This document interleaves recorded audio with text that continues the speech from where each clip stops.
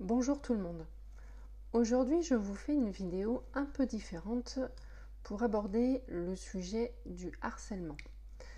Pour beaucoup, les comportements de harcèlement sont banalisés et considérés comme étant de la faiblesse de la part des personnes qui en sont victimes. J'aimerais donc vous rappeler le cadre juridique de cette infraction pénale, car oui, même si beaucoup l'oublient, il s'agit bien d'une infraction.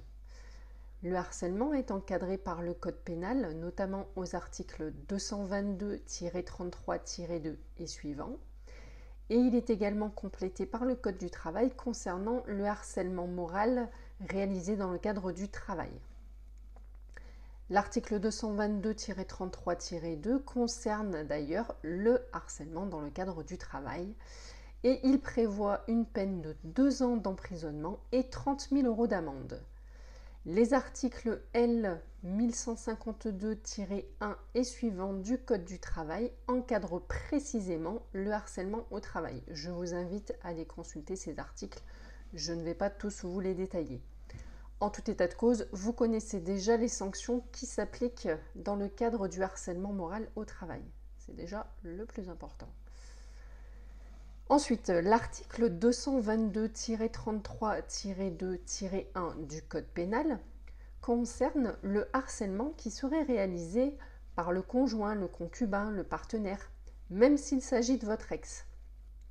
Les peines prévues sont alors de 3 ans d'emprisonnement et 45 000 € d'amende en cas d'incapacité totale de travail inférieure ou égale à 8 jours. Et ces peines sont portées à 5 ans d'emprisonnement et 75 000 € d'amende si l'ITT est supérieur à 8 jours ou si un mineur était présent et a assisté durant les faits de harcèlement. Enfin, les peines sont portées à 10 ans d'emprisonnement et 150 000 € d'amende lorsque le harcèlement a conduit la victime à se suicider ou à tenter de se suicider. Concernant le harcèlement dans les autres cas, si je puis dire, donc hors du cadre du travail et hors du cadre d'un couple, c'est l'article 222-33-2-2 du Code pénal qui vient s'appliquer et qui prévoit une peine d'1 an d'emprisonnement et 15 000 € d'amende en cas d'ITT inférieur ou égal à 8 jours ou sans ITT. Ces peines sont portées à 2 ans d'emprisonnement et 30 000 € d'amende dans 5 cas.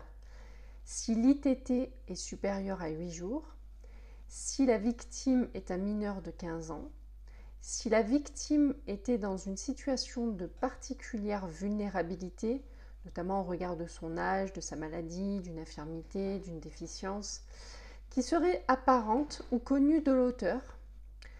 Le 4e cas, c'est en cas de harcèlement réalisé par le biais d'un service de communication publique en ligne ou d'un support numérique ou électronique.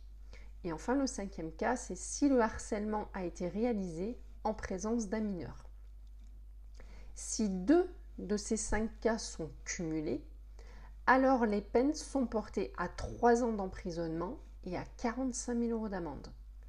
J'insiste sur les peines afin de vous faire prendre réellement conscience de vos actes, ou également les actes que vous subissez en tant que victime et les conséquences encourues par vos bourreaux, car je sais très bien que nombreux parmi vous sont soit victimes, soit auteurs de harcèlement.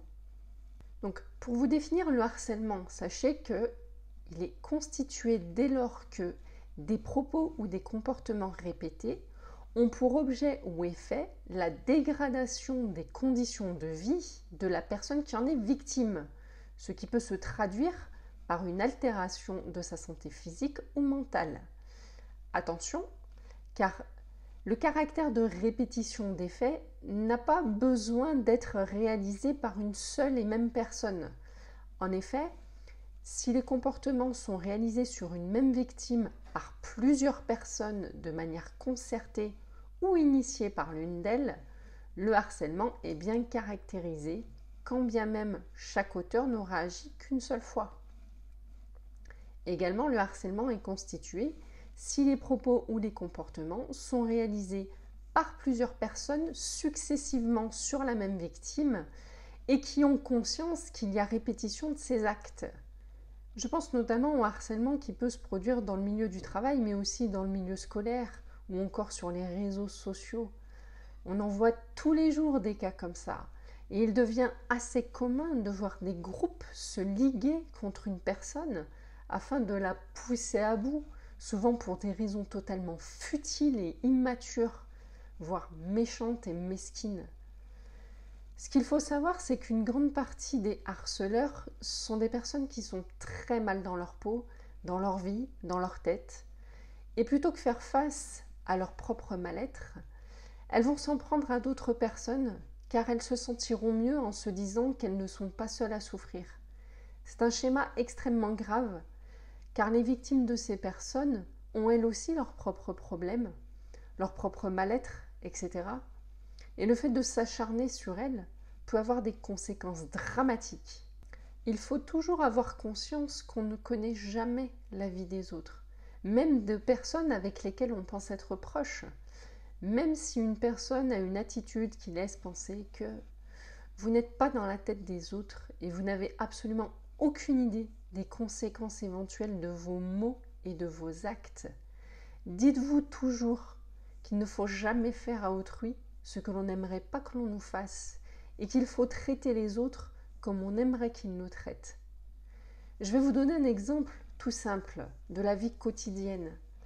Vous arrivez en caisse dans un supermarché avec le sourire, vous dites bonjour, vous avez une attitude agréable et vous verrez que l'hôtesse de caisse sera beaucoup plus souriante que si vous débarquez avec une attitude désagréable, sans dire bonjour, sans lui accorder de considération ou d'attention. Parfois, un simple sourire peut changer la journée de ces employés qui, juste avant, auraient eu un client désagréable. Attention, bien évidemment, vous pouvez vous-même tomber sur une hôtesse de caisse qui est elle-même désagréable. Dans ce cas-là, je vous invite à la traiter normalement. Ne rentrez pas dans ce jeu d'attitude désagréable. Après tout, vous n'allez passer que quelques secondes avec cette personne. Enfin, certaines personnes sont profondément malveillantes et n'éprouveront jamais de culpabilité vis-à-vis de leurs actes et des conséquences de leurs actes.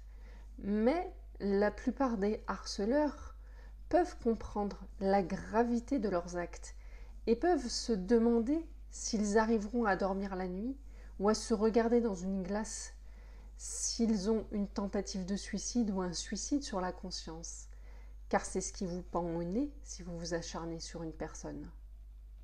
Chaque acte, chaque propos a des conséquences. Mesurez toujours ce que vous allez faire ou dire avant de vous exécuter, car il n'y aura pas de retour en arrière. Nous ne bénéficions malheureusement pas d'un bouton retour. Il ne vous restera que des remords. Et si vous n'avez pas suffisamment de conscience pour comprendre tout cela, ayez seulement à l'esprit que les délits ne restent pas impunis. Est-ce que vous souhaitez avoir un casier judiciaire qui vous poursuivra toute votre vie ? En tout état de cause, si vous êtes victime de harcèlement, n'hésitez pas à en parler autour de vous et à déposer plainte. Essayez de récolter le plus de preuves et de témoignages possibles de ces agissements. Et n'attendez pas qu'il soit trop tard. Agissez.